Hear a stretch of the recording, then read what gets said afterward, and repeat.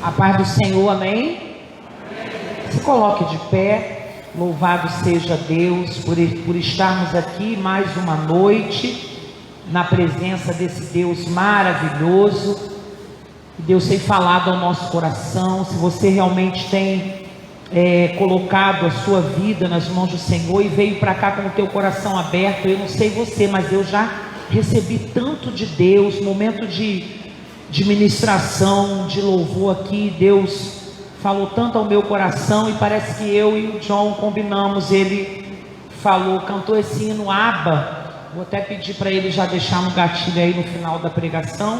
O tema da minha pregação fala sobre isso, John, e abra sua Bíblia no livro de Eclesiastes, no capítulo 11, penúltimo capítulo do livro de Eclesiastes. Você não sabe, fica antes do Cântico dos Cânticos, né, ou Cantares, depois de Provérbios. Eclesiastes capítulo 11 é um texto que tem uma importância muito grande no meu coração, e eu sei que muitas pessoas também já foram abençoadas por essa palavra, né, e talvez não tenha ficado tão claramente ao teu coração, como em alguns momentos também eu lia e tinha uma interpretação bem diferente, mas eu quero compartilhar com você aqui o que diz essa palavra. Eclesiastes 11, a partir do verso 1, diz assim, a minha tradução um pouco diferente, tá? Envie os grãos de sua colheita mar afora, e com o tempo isso lhe trará retorno. Invista seus recursos em vários lugares, pois desconhece os riscos adiante. Quando as nuvens estão carregadas, vêm as chuvas. Quando a árvore cai para o norte ou para o sul, ali permanece. O agricultor que espera condições de tempo perfeito nunca semeia, e ele fica observando cada nuvem e não colhe. Assim como é impossível entender o caminho do vento, ou o mistério do crescimento do bebê no ventre da mãe, também é impossível entender as obras de Deus, que faz todas as coisas. Semeie pela manhã e continue a trabalhar à tarde, pois você não sabe se o lucro virá de uma atividade ou de outra, ou talvez de ambas. A luz é doce, como é bom ver um dia novo. Se você chegar à velhice, desfrute cada dia da sua vida. Lembre-se, porém, que haverá muitos dias sombrios. Nada do que ainda está por vir faz sentido. Jovem, alegrem-se em sua juventude e aproveitem cada momento. Faça tudo o que desejar. Não perca nada. Lembre-se, porém, que Deus lhe pedirá conta de tudo o que fizer. Não se preocupe com coisa alguma e mantenha o teu corpo saudável. Lembre-se, porém, que a juventude e a vida inteira diante de você não fazem sentido. Você pode se assentar. Deixe sua Bíblia aberta e nós vamos falar sobre esses 10 versículos lidos. Um texto muito conhecido, né? Algumas traduções, na maioria, diz: lança o teu pão sobre as águas, reparte com 7, até com 8, porque não sabes qual vai prosperar, se essa ou se aquela, ou se ambas prosperarão. Um texto escrito por Salomão, um homem sábio, né? Que dá sequência aí ao livro de Provérbios, entre Eclesiastes, mais Cântico dos Cânticos. E eu estava estudando um pouco sobre Salomão essa semana, e eu já li mais de algumas vezes o livro de Provérbios, mas nunca tinha contabilizado.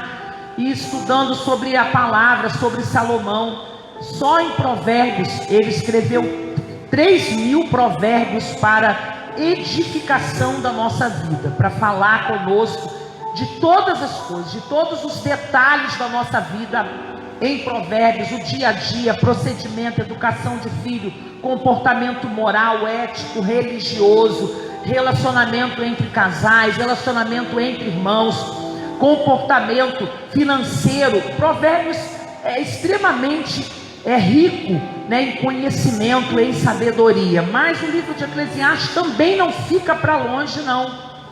O livro de Eclesiastes também, ele foi escrito também na intenção de nos orientarmos, mas é um livro mais motivacional. Ele nos motiva a tomarmos algumas decisões, a mudarmos alguns comportamentos, a acreditarmos em algumas coisas que muitas vezes são impossíveis humanamente.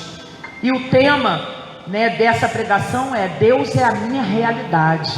Quando o John cantou, eu falei: meu Deus, glória a Deus, eu louvo ao Senhor por isso. E por isso que eu falei: Senhor, Tu és bom. Tu falou tanto comigo hoje à tarde. Eu fiquei a tarde toda praticamente lendo essa palavra, meditando, estudando, buscando conhecimento para abençoar a tua vida nessa noite.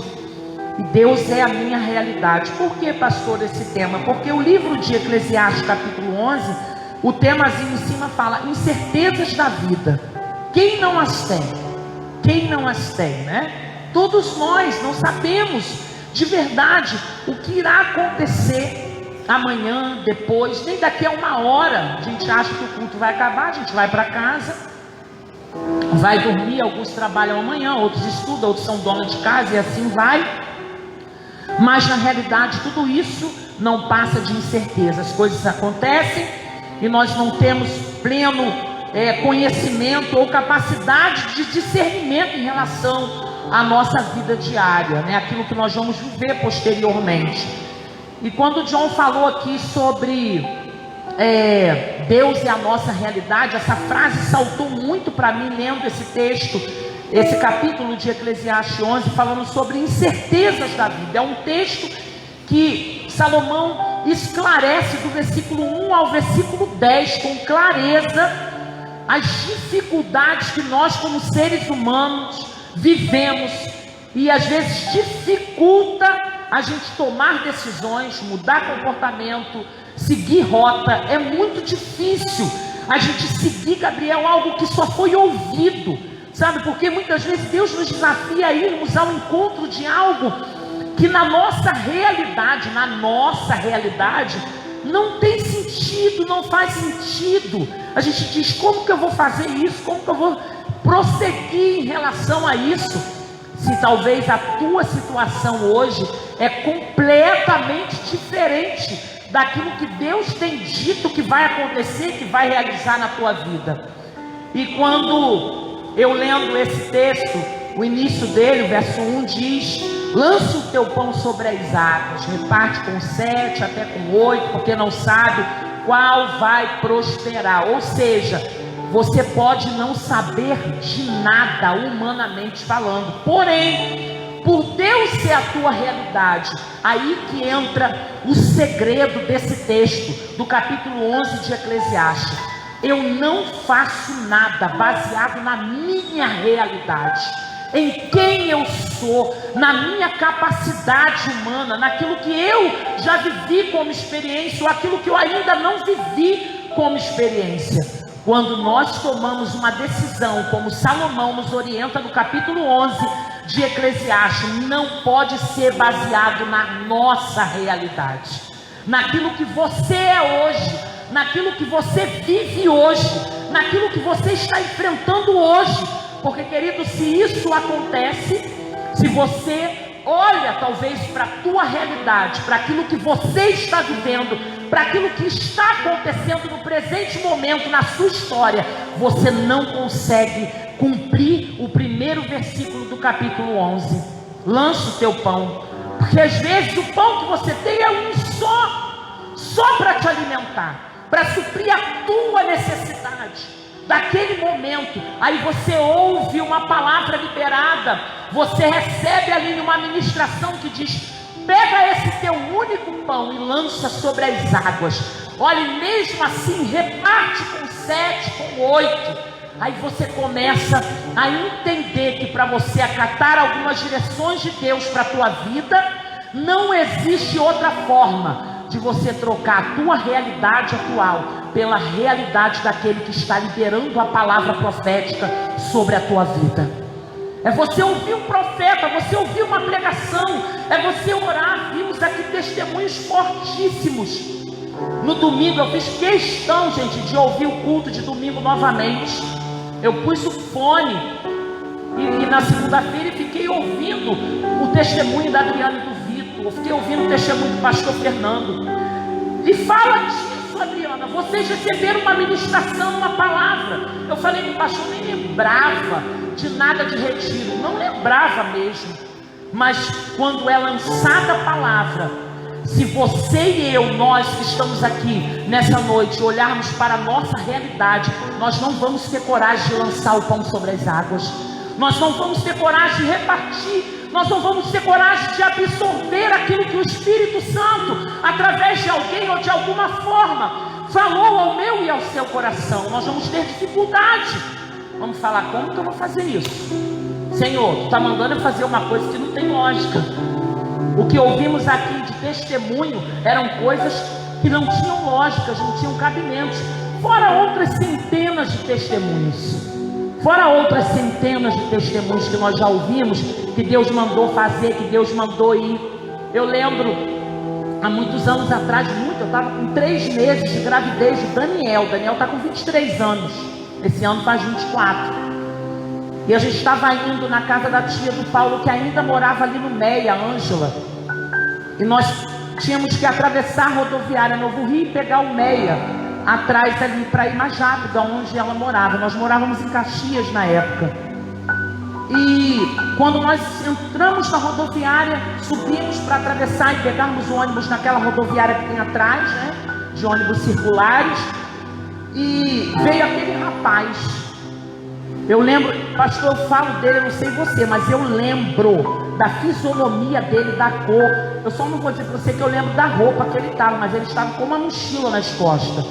Ele estava muito bem vestido, cabelo muito bem cortado, ele parecia militar. E ele veio na nossa direção e pediu para a gente esperar. E eu parei, o pastor parou, e o pastor já contou isso aqui. E ele falou, olha, quando vocês estavam passando, eu vi uma faixa no peito de vocês, no seu e no dele, escrito pastor missionário, pastora missionária. Eu na hora falei assim, meu Deus, que palavra é essa? Na época a gente não era nada disso, gente, nada, nem tinha pretensão, nem imaginava que um dia isso pudesse acontecer na minha vida, de verdade. Não era algo que eu plantei ou o pastor que a gente cultivou, não era, mas era Deus lançando uma palavra sobre a nossa vida. E ele continuou dando sequência e disse, naquele momento ali, ele falou assim, e eu quero que vocês saibam que eu sou de São Paulo, e Deus mandou eu entrar no ônibus de São Paulo e vir para o Rio de Janeiro e ficar nesta rodoviária, porque eu precisava entregar um recado para alguém. Na minha mente, no oculto humano, eu disse assim, quer ver? Vai falar tudo e no final ele vai dizer, pode me ajudar com o dinheiro de passagem? Eu pensei isso, porque a realidade era propícia, Vitor, para pensar aquilo. Que um homem vem de São Paulo para vir para o Rio de Janeiro, ficar em pé na rodoviária para dizer que veio falar comigo, com Paulo? Meu Deus, eu creio em ti, mas eu acho que ele vai pedir dinheiro no final. Ele vai falar, vocês, agora, irmão, eu senti de Deus de pedir para vocês me abençoarem. Olha que falta de visão, né? E ele falou assim, e ele começou a falar, olha, Deus tem uma obra, vai levar vocês de um lado para o outro, e vai se expandir na terra, vocês vão ficar conhecidos aqui e fora. Aí eu falei, tá. Eu olhava para a minha realidade, dizia, tá bom. E a nossa realidade naquele momento era a pior possível. A gente tinha perdido tudo, eu estava grávida do Daniel, Mateus com 3 anos, e eu falei, meu Deus, tá bom, se é o que o Senhor está falando, tudo bem, mas ainda com dúvida no meu coração. Passa, ele diz, para que você entenda, apontou o dedo para mim, que sou eu, o Senhor, que falo contigo. Irmão, não tinha barriga, eu era muito magrela, e em 3 meses, dificilmente você vê. Eu estava com uma roupinha mais larga e não tinha volume nenhum, zero, reta, barriga eu não tinha. Acho que eu tenho mais barriga hoje do que na época, sério mesmo. E ele disse assim, para que você entenda que sou eu, esse que está sendo gerado no teu ventre. Aí, irmão, tomei um susto. É aquele soco, Vitor, no meio do peito. Aí eu falo, meu Deus, eu estou cheio de incertezas da vida, mas agora o Senhor mexeu lá no forte, lá no profundo. E ele disse: eu vou cuidar de tudo, descansa o teu coração, porque esse aí fui eu que te dei. E a história do Daniel é longa, não vou contar aqui. E ali, irmão, eu tive uma experiência. E hoje, quando eu olho tudo que eu vivo, tudo que o pastor vive, tudo que a igreja é, eu digo: Deus, naquele dia, eu olhei para a minha realidade, não para a tua realidade. Eu não teria coragem de lançar esse pão. Eu não tinha nem pão para repartir com 7, com 8. Não havia possibilidade de nada. Mas o Senhor, Ele entrega algo para você usando alguém ou falando contigo, não baseado em quem você é ou na tua realidade atual, mas em quem Ele é, no que Ele pode, no que Ele faz. Esse é o Deus que nós optamos servir e escolher. E Ele acabou de entregar. Ele não me pediu dinheiro de passagem nem ao pastor. Ele falou: volto correndo porque eu já sei o horário do ônibus, estou indo. Deus abençoe vocês. E foi para o cachê, para aquele, é o cachê que fala mesmo, aquela guichê, sei lá, de comprar a passagem. E ele foi, acho que se eu não me engano era o Cometa. E eu fiquei olhando assustada, falei: meu Deus. Porque mesmo ouvindo aquilo tudo, eu dizia: eu acho que não tem como, porque eu me baseei na minha realidade. E aquilo me consumia. Eu dizia, na minha mente, eu fui para o Meia, entrei no ônibus pensando: Senhor, o que eu queria era só uma casa. Eu queria que o Paulo voltasse a trabalhar. Eu queria comprar um enxoval do Daniel. Eu não tenho perspectiva de fora do país, de ser ninguém, de pregar para ninguém, de falar com ninguém. O que eu quero é só que a minha vida se arrume. Só isso, Senhor. Mas o Senhor, querido, em momentos de tragédias na tua vida, Ele te faz promessas que a tua realidade humana se torna incapaz de acompanhar o raciocínio de Deus. Deus revela. A Bíblia fala que Daniel nada há em oculto que Deus não revele aos seus servos profetas. Mas tem revelações que a gente acha que o profeta está doido, Deus está maluco, ou então errou de endereço, Patrícia. Ou errou de endereço. O que é que o Senhor está falando comigo? Coisa esquisita. Deus fala com Vitor e Adriana: vou eu dar uma casa. Vitor dura, Adriana mais ou menos. Na época acho que era dura, porque a gente não estava trabalhando ainda, não. Agora ela é quase rica. Mas eles acreditaram não na realidade deles. Por isso que todas as circunstâncias de 2 anos e pouco aí que eles enfrentaram no processo, na vida deles, para conquistarem, eu creio que aquele projeto que eu e o pastor vimos, feito pela Adriana, aprovado pelo Vitor, mexido, né? Porque o Vitor quer muita coisa, que o Vitor é muito da roça. Aí eu digo assim: por que ele não vai se cumprir? Se o lugar já era o improvável, se a condição era nenhuma. Querido, pare de olhar para a tua realidade. Absorva o que foi liberado de Deus para a tua vida. Você pode hoje estar como eu naquela rodoviária, mas ter dificuldade de entender que nós não podemos olhar a nossa realidade. Temos que olhar a realidade daquele que tem feito a promessa. Seja, irmão, generoso. Esse texto de Eclesiastes 11 fala sobre generosidade. Deus nos desafia, irmão. Deus nos desafia. É uma coisa que precisa estar presente no nosso coração, aceitar o desafio. Porque eu não sei se você já passou por essa experiência de num momento muito difícil, que você não sabe o que fazer, Deus pede generosidade. Ele pede que você abra a mão, Ele pede que você abençoe, Ele pede que você aceite um desafio para lançar o pão na igreja, em algum projeto. Mas é o que eu estou te dizendo: se você não remeter a sua fé e o seu foco para Deus, você pode falar: não tenho como, eu não vou abençoar essa irmã esse mês, o Espírito Santo está gritando dentro de mim, mas o Senhor conhece. Aí a gente faz uma oração totalmente ignorante, pastor. Qual é essa oração, pastor? Senhor, Tu conhece a minha realidade. Diz que você não orou assim já. Diz que Deus já não tocou algo no teu coração e você falou: Senhor, Senhor, tu sabes a minha realidade. Ou você talvez não foi nem desafiado, mas você já inicia a tua oração, Vitor, dizendo assim: Senhor, tu sabe a minha realidade. Sabe qual a sensação que eu tenho, Gabriel? Eu já começo a vetar. Eu começo a orar, mas eu já digo para Deus que eu não estou disposto a ouvi-lo, porque eu apresento para Ele a minha realidade.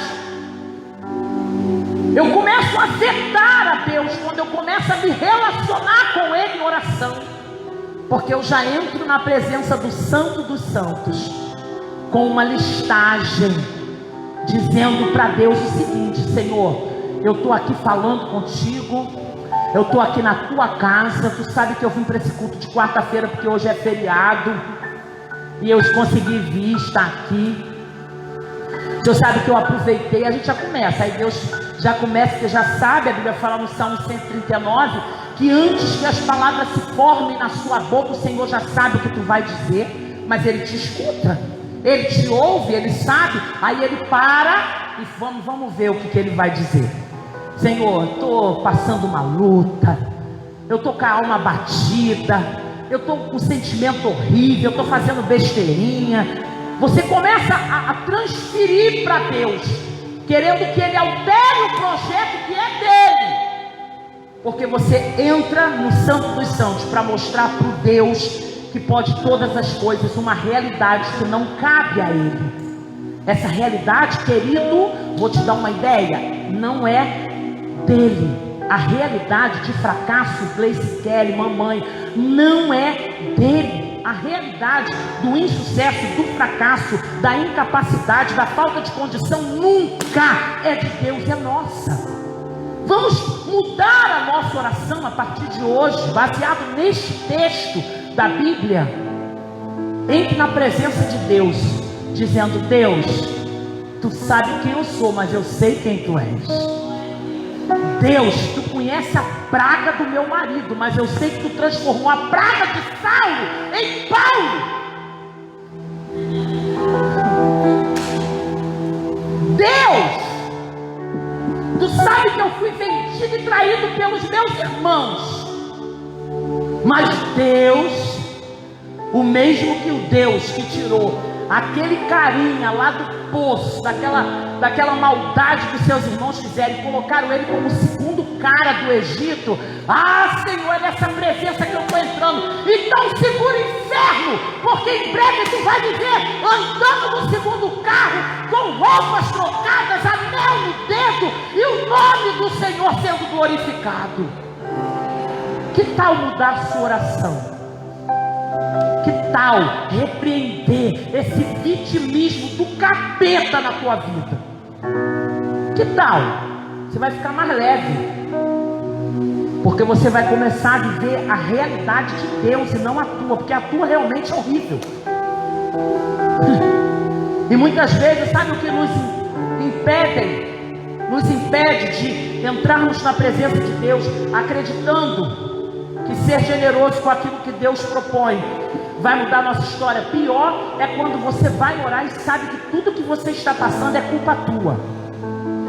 Escolha errada, caminho errado. Mesmo depois que Deus entrou, continua fazendo coisa errada. Aí você tem mais dificuldade ainda. Mas irmão, eu vou te dar outra realidade de Deus, Coquinha. Outra realidade de Deus. Ele diz assim: eu não rejeito um coração contrito e quebrantado. Eu sei o que tu fez, eu conheço teu verão, teu inverno, teu outono, tua primavera. Eu sei até as besteiras que você ainda vai fazer, mesmo sabendo quem eu sou. Mas a Bíblia diz que Ele não rejeita. Nós condenamos, nós rejeitamos. Deus não, gente. Ele sabe a tua condição. E é o pior que às vezes é você que foi pelos caminhos tortuosos. Mas isso não impede você de entrar dentro da presença de Deus. É igual o pastor que pega a visão. Dentro da presença de Deus, dizendo para Ele: Senhor, eu fiz tudo errado mesmo, mas eu sei que a tua palavra também diz que o justo pode cair 7 vezes e o Senhor levanta. Eu sei que tu pode me colocar de pé. Aí Deus fala, ele já me conhece.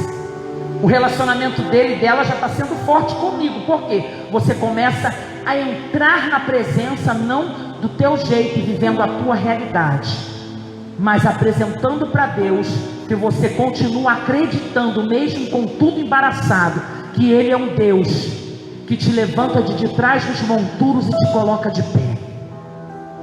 Ele é um Deus que pode fazer todas as coisas.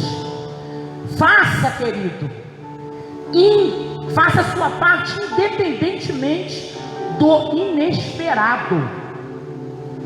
Plante de manhã a sua semente. Mas antes desse versículo diz assim: quem olha o vento nunca semeia. Alguém pode me falar os horários previstos de tempestade?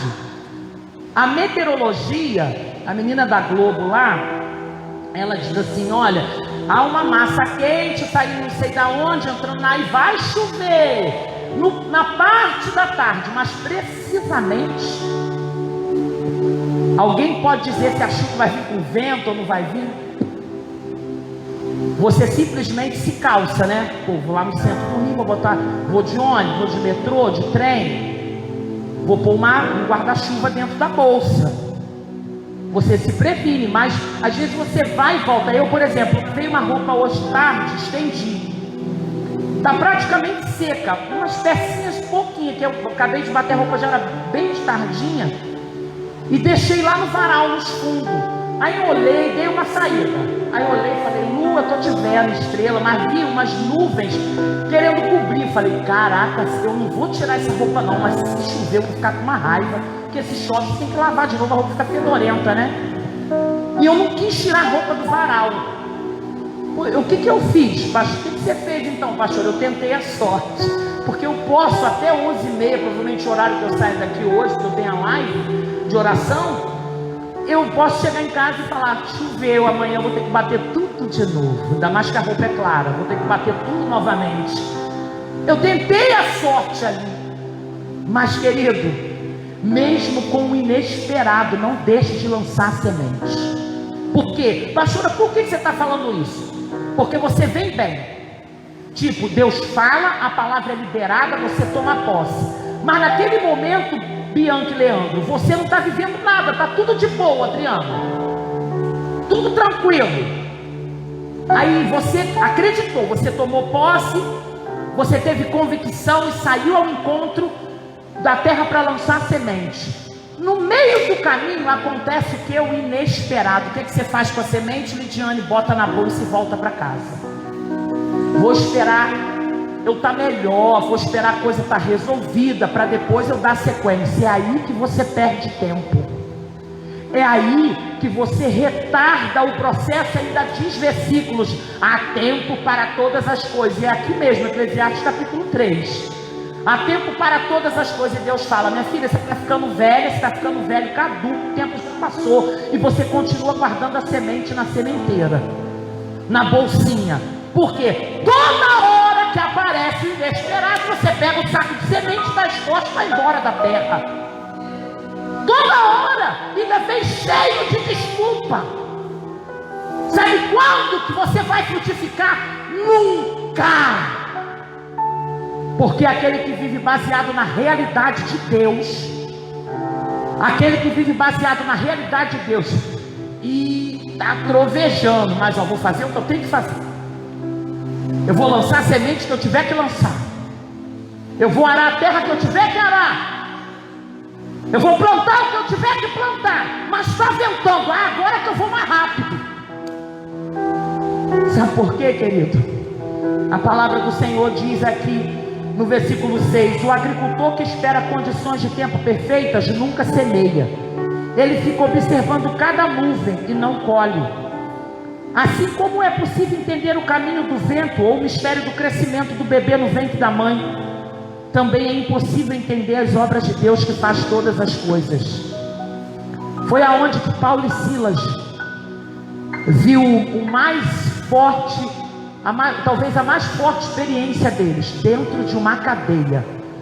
Foi o inesperado. E nessa prisão exata, Atos capítulo 16, versículo 25, exatamente nessa, pega isso, era uma prisão injusta.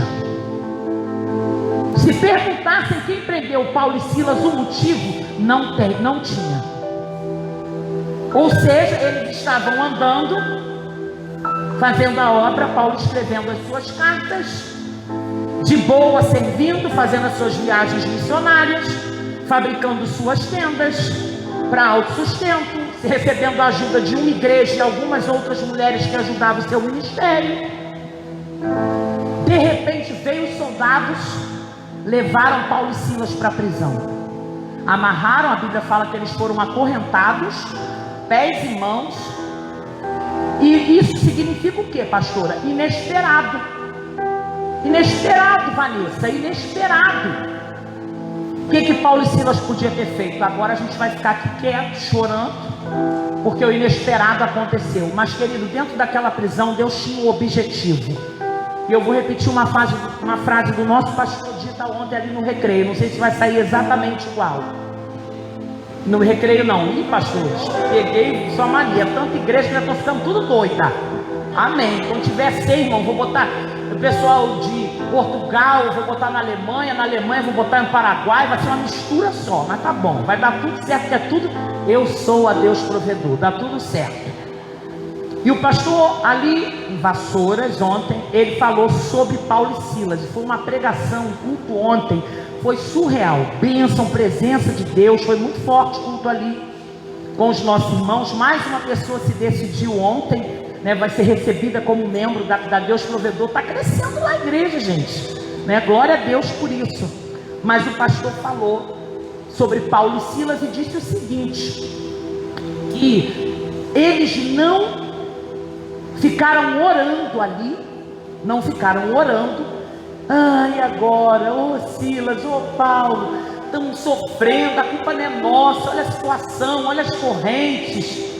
Não, o pastor ainda falou assim, eu queria saber o que eles estavam orando alto, que provocou no céu um terremoto, que o final desse terremoto parou dentro da cadeia, dentro da prisão, que Paulo e Silas estavam lá. Por quê? Porque eles não ficaram esperando o vento passar, pastor. E o pastor disse, o propósito é maior do que as suas necessidades. Isso aí forte, forte. Eita glória, o propósito é maior do que as suas inimigas necessidades. Quando você enxerga a realidade de Deus e não a sua, você lembra o quê? Do propósito de Deus na sua vida. Se você lembra do propósito de Deus na sua vida, o que Paulo e Silas fez? Bom, escrever carta não dá porque eu estou acorrentado, orar pelos enfermos não dá porque a gente está amarrado, pregar o evangelho ficaria difícil porque talvez estavam longe.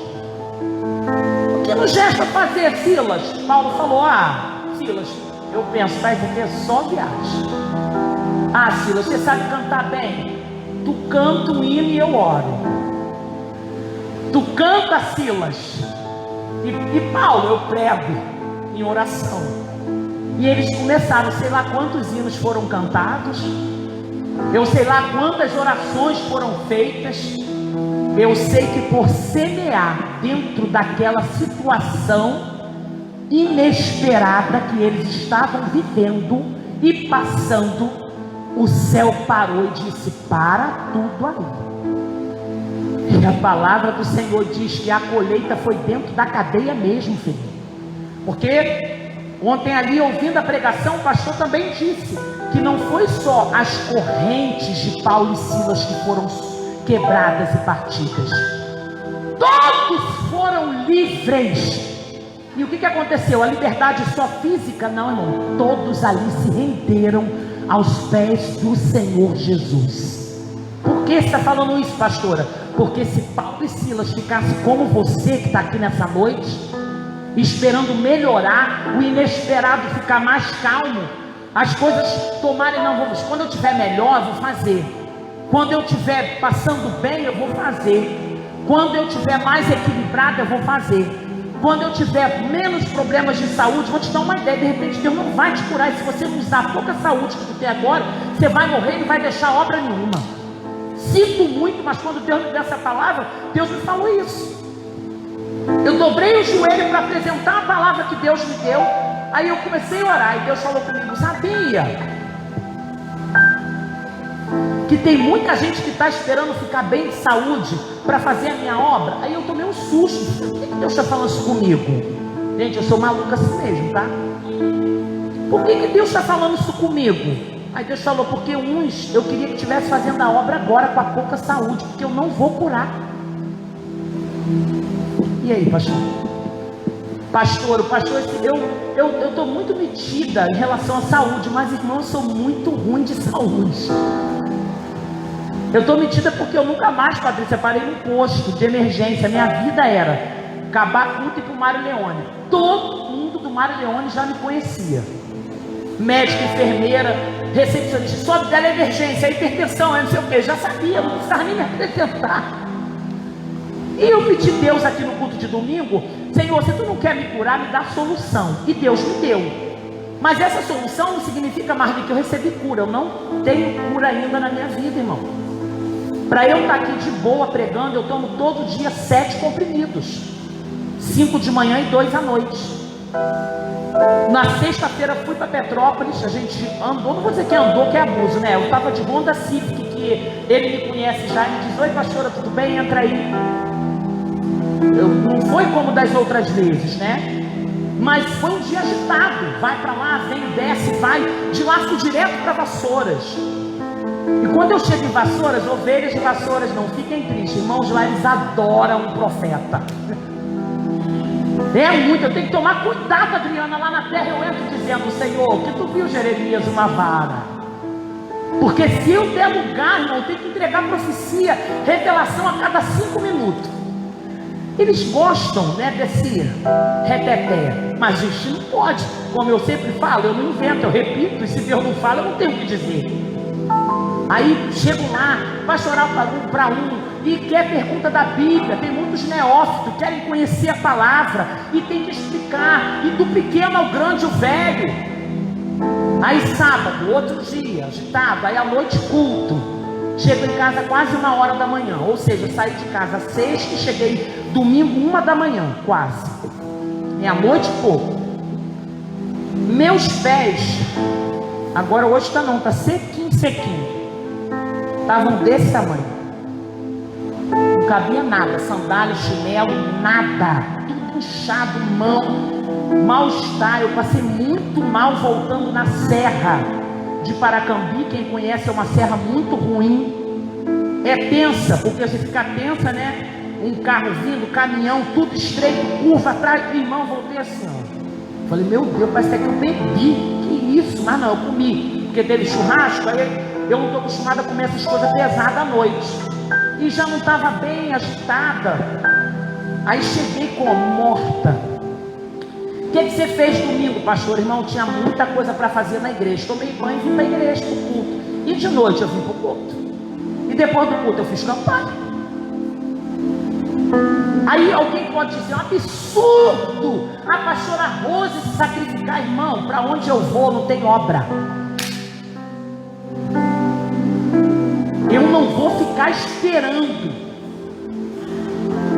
o inesperado acabar para eu servir. Para de frescura. Assim te diz o Senhor. Para de querer que tudo seja resolvido e fique de boa, para você ter utilidade. Já que você é um inútil, melhor Deus te matar. Está ocupando a terra inutilmente. Ah, hoje não dá para mim. Ok, mas segunda-feira eu vou trabalhar, então dá também para mim no domingo? Por que eu não vou? Se eu tivesse um emprego de carteira assinada na segunda-feira, com o pé inchado, eu não tinha que trabalhar. Por que eu fico dando desculpa? Para de ser desculpando o tempo inteiro. Tu vai morrer e só vai deixar vergonha. Vai semear, pode ser semente de abóbora, de chuchu, do que for, mas seja útil, deixa uma história. Hoje, se você morrer, você é uma vergonha.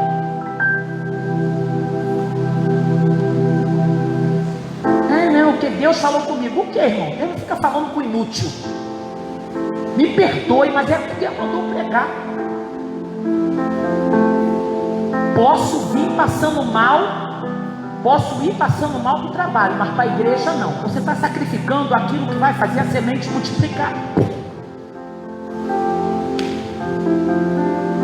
Cheguei cansado, o quê? 8 horas? E vou correndo o culto. Porque se é um aniversário de um parente, passando mal ou cansado, você vai. Você acha que Deus é idiota?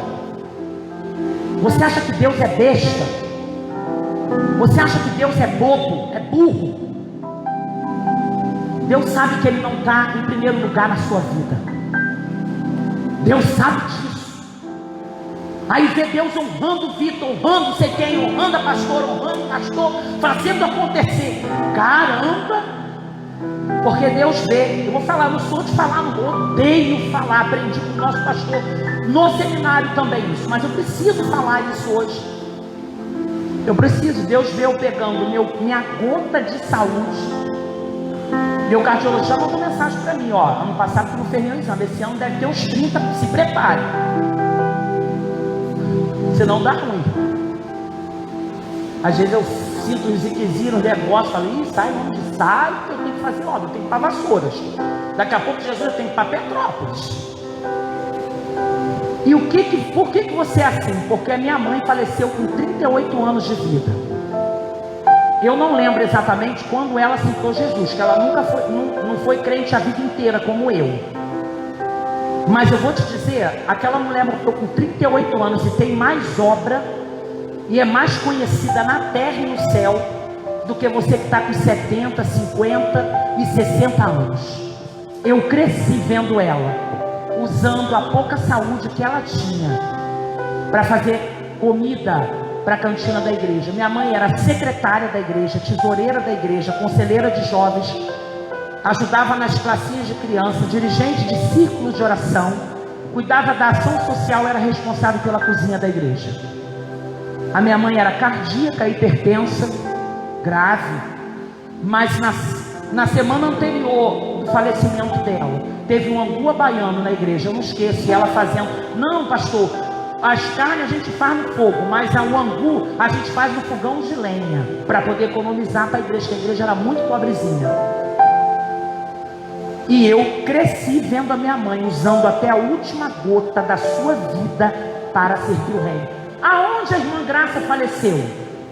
Está aqui minha irmã e está aqui meu pai hoje, gente. Em cima do altar. Ela passou mal no dia 17 de julho, no dia do meu aniversário, dirigindo uma vigília.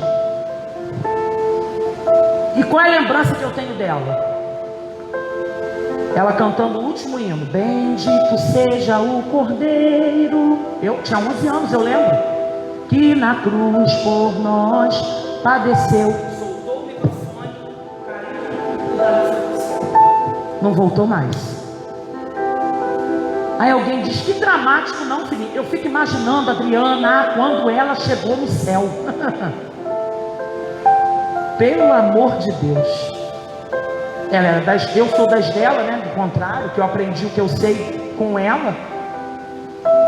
Exemplo de fidelidade, obra e reino. Meu pai, que está com 74 anos, não é aqui da igreja, mais ou menos, ele é meio a meio, né? Da igreja O Brasil para Cristo, porque ele ajuda lá, dando aula de escola dominical, e está aqui, sempre que pode, participando das atividades da nossa igreja. Ele podia estar em casa, 74 anos, amanhã tem culto na igreja dele. Por que ele está aqui? Porque nós aprendemos com ele, com a minha mãe, a dar até a última gota do que eu tenho de ar para o reino, porque Deus não fica devendo nada a ninguém. Aí eu encerro essa palavra.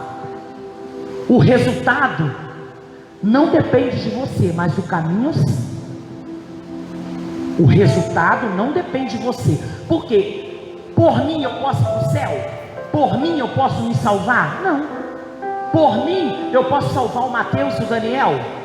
As minhas noras? Também não. Por mim e pelo pastor Josmar e pela irmã Neia, podia ver o Kaique, mesmo que devagar, ele vai caminhar, porque Deus tem uma obra na vida dele. Levantar a mão, pingava, o queixo dele tremia, ele chorava aqui. E o outro novinho, cadê o novinho? Tá aí não? Chorando ali, vendo o irmão chorando. Eu fui tomada de emoção. Mas será que o teu parente, será que quem você ama não toma jeito? A culpa é de Deus? Fala sério, me poupe. A culpa é sua, você é uma vergonha. Não se posiciona, não toma jeito. Aí depois vê os filhos indo para caminho errado, o marido, a esposa, o parente virando. Mas você não tem argumento no céu, porque você não semeia nada, você não lança pão sobre as águas, você não reparte nada com ninguém. Ei, o resultado depende de Deus, mas o caminho sou eu. O resultado é Deus, mas o caminho é meu. Eu decido. E eu já disse, Senhor, não precisa ser tão traumático de eu morrer em cima do altar. Nunca fiz essa oração, porque eu sei que é traumático para quem vê, né? Eu levei muitos anos para me recuperar psicologicamente, emocionalmente do trauma que eu vivi.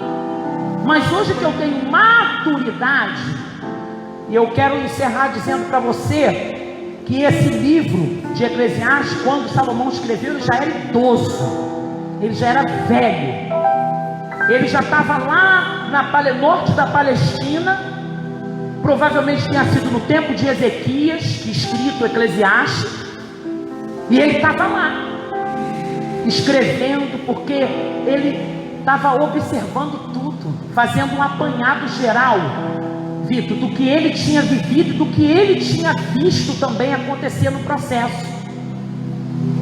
Irmão, me perdoe se você não está gostando, vai embora. Mas eu estou entregando o recado que Deus mandou, senão você vai morrer e não vai deixar obra. E para de enfeitar o pavão. Para com isso.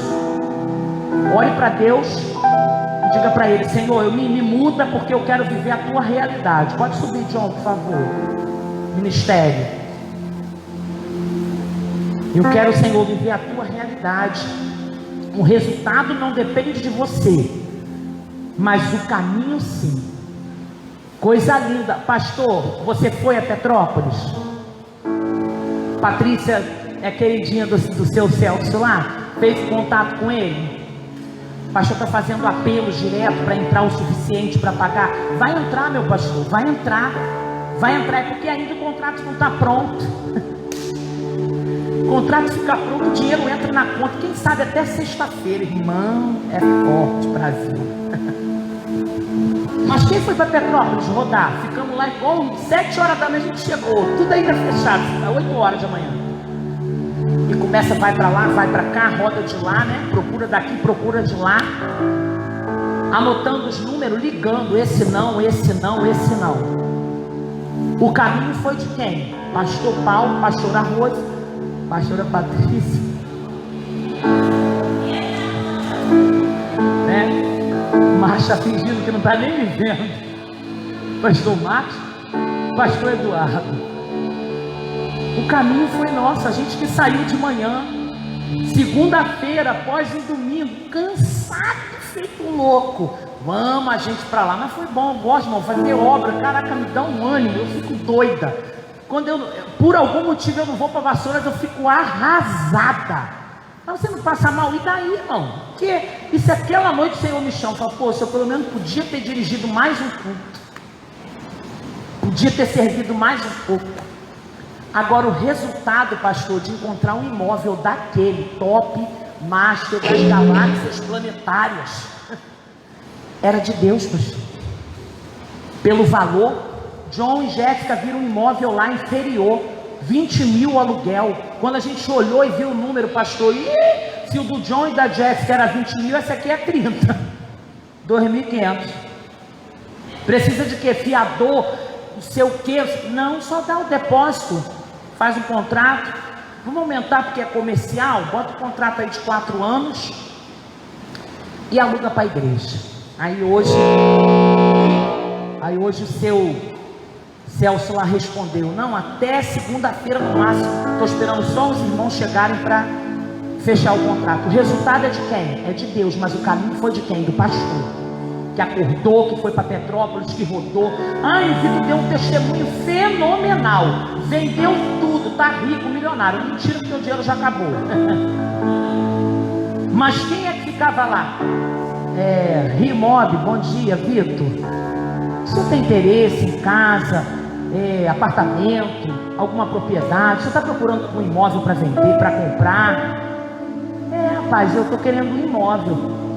Vitor acaba de ganhar 13 mil reais. Mas o caminho foi dele. Batei, batei, abri-se-vos-á. Buscai e acharás. Se não tem isso, não tem resultado. Você está perdendo seu tempo, te digo assim. Faz a tua parte. Se coloque diante da presença do Senhor. Convido você a se colocar de pé. O resultado é Deus. O resultado é Deus. O resultado é Deus. Mas o caminho é seu. Mude. Tem que ter mudança, pastor. Tem que ter mudança de caráter, de comportamento. O que você está fazendo de errado? Mude, mude. Mude. Ah, pastor, eu estou no pecado. Sai dele. Pastor, eu tenho uns contatinhos aqui diabólicos. Irmão, pelo amor de Deus, não espera o Espírito Santo apagar o contato, não. Toma vergonha na sua cara e deleta e bloqueia. Hoje eu vi uma mensagem no meu Messenger. Eu olho lá, a pessoa pede solicitação. Como eu abri todas as minhas redes por causa da campanha de oração, eu não estou podendo ser mais seletiva. Está todo mundo entrando, Vitor. Mas aí eu avalio, pastor, posterior. Aí eu olhei e tinha 64 amigos. Até o Vitor está no amigo dessa criatura. Pastor, eu falei, vou aceitar, todo mundo conhece. Passa-se 10 minutos, apito o meu mensagem. Oi, coração, oi, linda. Assim mesmo, demônio. Minha resposta: nada a ver me chamar assim. Respeito é bom e quem é decente gosta. Estou excluindo e bloqueando você. Pronto, excluído e bloqueado. Ué? Mas, cara, tá aqui, ó, no azul. Eu já fiz isso quantas vezes? Um monte. Mas e se eu não quiser mais livre? Oi? Tudo bem? Por que não? O pecado é assim. Ele bate também. Eu abro a porta se eu quiser. O diabo não me obriga a cair. Ele não me obriga a pecar. Ele joga a semente dele. E se eu quiser, eu faço crescer. Se eu não quiser, eu digo assim, bloqueio. Eu não sei, nem esperei resposta, porque eu não queria ter uma resposta dele.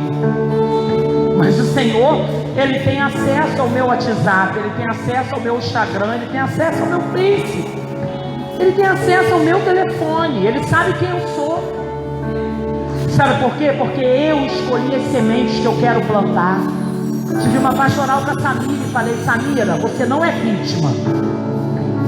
Deus vai te levantar. Eu falei, eu já passei muito aperto na minha vida e não me tornei uma prostituta, uma viciada. Eu sou uma pastora, tenho 2 filhos, casei, tenho um ministério. Mas isso é escolha. Você decide a semente que você vai lançar na terra. Eu prefiro lançar a realidade de Deus do que a minha realidade. E o Senhor vai te capacitar. Eu quero que você louve esse hino junto com o João, novamente, do início. E eu não vou fazer apelo, porque eu acho que é muito privado, sabe isso? Aceitar Jesus tem que ser público, pastor. Mas acertar o que é errado, pode ser você e Deus. E não quero ninguém me procurando depois do culto. É você com Deus, sabe? Porque não adianta você me prometer. Você troque a sua semente e passe a fazer certo.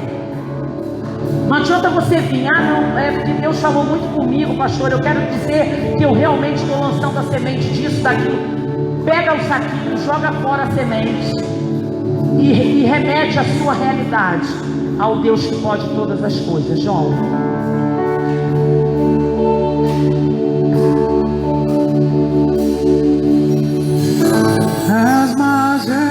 Louva o Senhor. O chão que eu piso,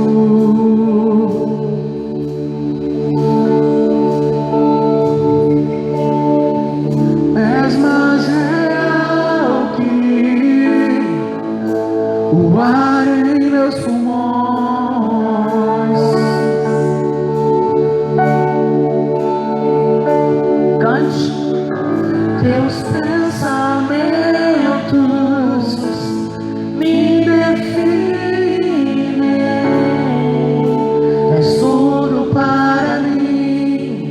Tu és a minha realidade. Se você quer que isso seja uma verdade, cante. És a minha realidade. Diga para Ele, faça um pacto com Ele nessa noite. Diga assim: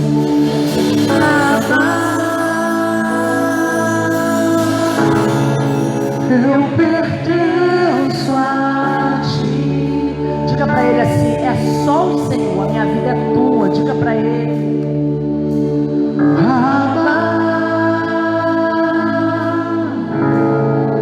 Eu pertenço a Ti.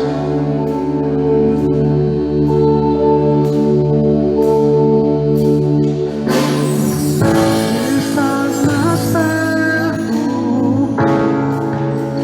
pele em meus ossos. Isso é muito profundo, querido. Está acontecendo uma transferência de quem você é para Deus. É isso que está acontecendo. Diga isso para Ele. Aleluia. Meus pensamentos me definem. És tudo para mim. Tu és a minha realidade. Diga isso de todo o teu coração. Tu és a minha realidade. Diga Abba Pai, Abba Pai. Aleluia. Abba, eu pertenço a Ti. Diga mais uma vez, Abba.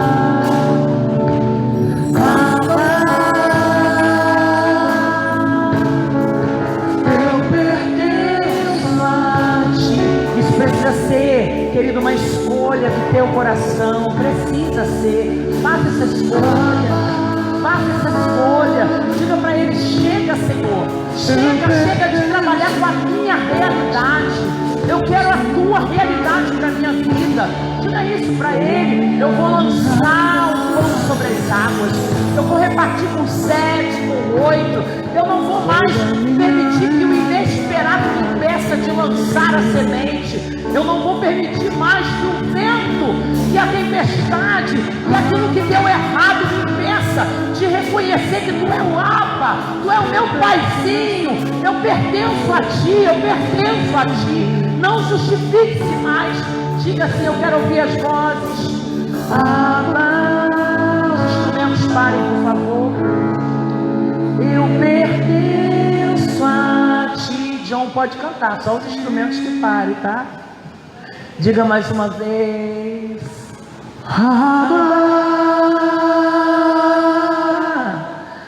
Eu pertenço a Ti. Diga mais uma vez, querido. Diga com convicção do teu coração.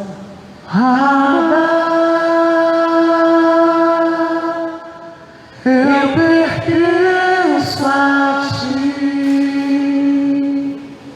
És a minha realidade. És a minha realidade. Senhor, eu quero te entregar o teu povo em tuas mãos. A tua palavra diz em Crônicas: se o meu povo, que se chama pelo meu nome, se humilhar, se arrepender, confessar, buscar a minha face, então eu, Senhor, virei dos céus, perdoarei os pecados e sararei todas as enfermidades. Pai, que essa seja a partir de hoje a realidade do teu povo. Que haja confissão, que haja arrependimento, que haja coração contrito, que haja, Senhor, transferência de realidade. Que possamos, ó Pai, em Ti nos colocarmos firmes, constantes, Senhor, sem olhar para um lado, para o outro, sem esperar o vento cessar, para poder fazer a Tua vontade. Nos ensina, Senhor, e faz o nosso coração abraçar a Tua realidade, não a nossa. Aquilo que faz hoje não entendemos, mas amanhã entenderemos, porque a Tua realidade sempre nos leva, Senhor, ainda que na vida eterna para o favorecimento, ó Pai. Toma, Pai, o teu povo em tuas mãos, repreende essa realidade humana de pecado, de erro, de falha, Senhor, de abandonar, Senhor, os teus planos, os teus propósitos, e ainda justificar dizendo que o Senhor tem alguma coisa a ver com isso. Não, a tua realidade nunca nos afastaria do plano, do propósito, porque como pregou o teu ungido ontem ali na tua casa, Senhor, o propósito é maior do que a nossa necessidade. Senhor, toma o teu povo em tuas mãos, que esta palavra, Senhor, seja um marco divisor, que aqueles que entraram aqui hoje vivendo uma realidade de mentira, uma realidade de omissão, uma realidade de pecado, de erro, de culpas, de remorsos, Senhor, de apego ao passado, que essa realidade seja trocada pela atual, que é a tua realidade em nossas vidas. Abba, nós pertencemos a ti e declaramos que toda força, todo mal, todo principado, toda potestade que estava fazendo a regência do nosso caminho hoje, ele está sendo expulso, ele está sendo posto para fora. Por quê? Porque nós queremos, Senhor, que a nossa realidade seja a tua realidade. Senhor, nos ajude. A tua palavra diz que o Senhor não lança fora quem vem ao Senhor, por isso nos agarra, Senhor, nos atrai com laços de amor, Senhor, nos envolve para a tua realidade, e que possamos glorificar, Senhor, e deixarmos uma história de pães repartidos, de grandes colheitas, ó Pai, para que o teu nome seja glorificado. É o que te peço e te agradeço, certa da vitória, no nome de Jesus.